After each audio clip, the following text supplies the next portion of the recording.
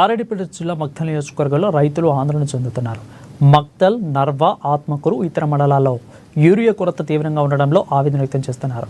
రోజు ఫర్టిలైజర్ షాపుల దగ్గర, ప్రభుత్వ సహకార సంఘాల దగ్గర గంటల తరబడి పడిగాపులు కాస్తున్నామని రైతులు తెలిపారు.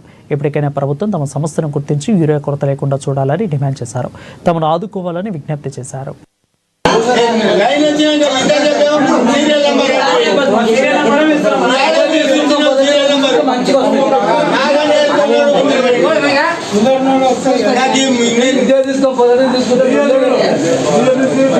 నాకు బీపీ షుగర్ ఉంది. గొడ్ల మీద నేనుండా వీడి తిరగబట్టి 6 దినాల ముఖ్యమంత్రి ఎమ్మెల్యే సారు ఈ సారు ఆ సారు కలిసి గొడ్ల మీద నేనుండా ఒక్కసారి తీరు కూడా దిక్కం కూడా లేదు. ఇక్కడ నర్ర మండలానికి బతకమే లేదు, ఇసుకమే లేదు. నేను తిరగబట్టి 6 రోజులే ఇక్కడ ఆటంపాట సంచుల కొరకు యూరియా సంచుల కొరకు 8 దినాల తిరుగుతున్నాము. తిరుగుతుంటే సంచులేమో ట్రాక్టర్లు కదిలిపోతున్నాయి, కానీ మాకైతే దొరకలేదు.